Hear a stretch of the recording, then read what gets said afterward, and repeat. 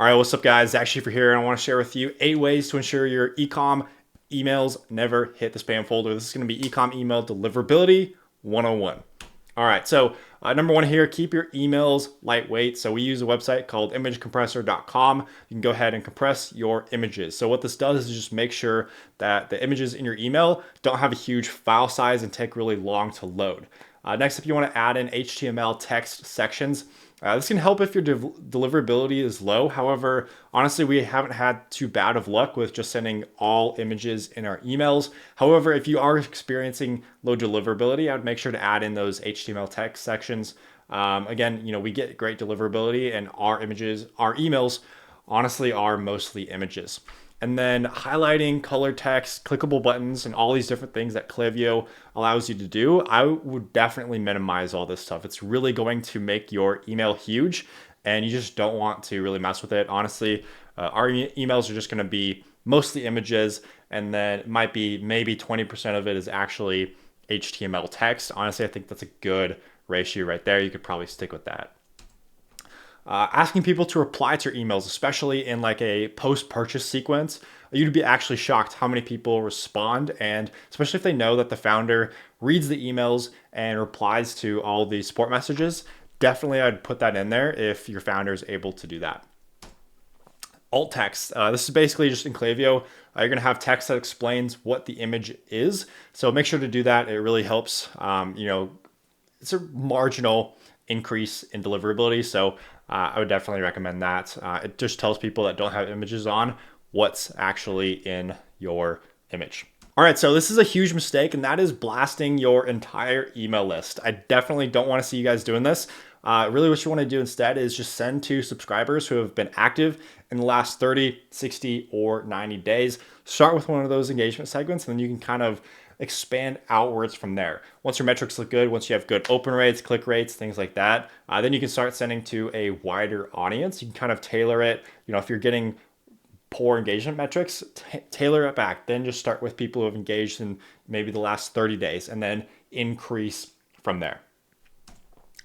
Clean your list every month or quarter. Personally, I like to do every quarter, but it's a very simple process. Just go ahead and export a CSV and suppress those inactive emails. You can also do this in your win-back flow if they don't engage or open or anything like that. You can go ahead and sunset them from there.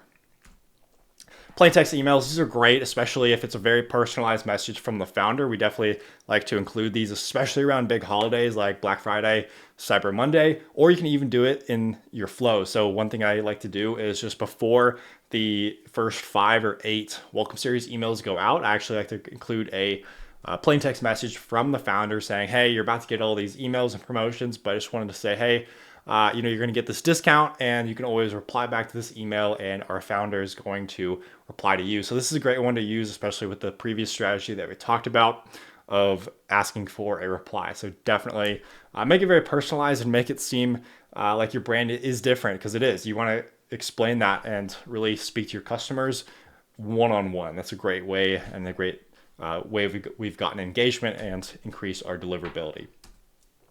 Resending to non-openers. So this is a strategy that you don't want to overuse, but basically what you can do, like especially during Black Friday, Cyber Monday, people don't open your email. You can actually send them another email, maybe in a different time of the day.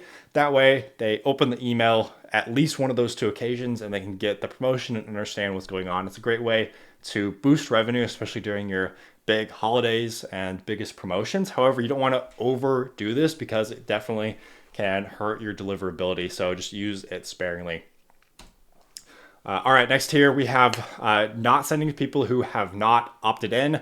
Very simple, but you're going to have a lot of people that you could actually send emails to. Technically, you just don't want to, because they're going to get mad and they're going to unsubscribe or report you as spam, whatever it is. So just don't do it.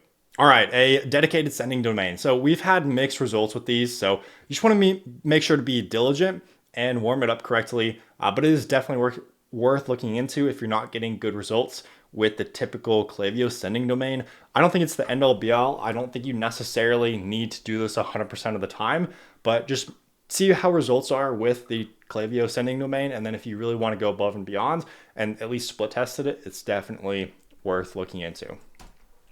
And then finally here, keeping a consistent campaign schedule. This is huge. Typically, we like to just start with like Tuesdays and Thursdays, and then switch to maybe Tuesday, Thursday, Saturday, or even like Monday, Wednesday, Friday, something along those lines. Just keep it consistent because it's like, Super Bowl Sunday. Everybody looks forward to it. Everybody knows that it's happening. So when you do have a consistent campaign schedule, people expect your emails and then go ahead and open them, especially if they're very value based. This is going to be huge and it's really going to increase your deliverability. All right, and just a quick reminder, if you're running the marketing for a direct-to-consumer e-commerce brand and you want help adding 20 to 50% to your monthly revenue, make sure to check out our website and we'll go ahead and do a full audit of your account and give you a 100% free custom game plan to help you guys add revenue. And then after that, make sure to subscribe to the channel just to learn about how to add revenue to your brand. And then after that, you're gonna want to get this audit. It's 51 steps on how to go through your Klaviyo account and really find the areas that are going to add revenue. So make sure to check out this video next.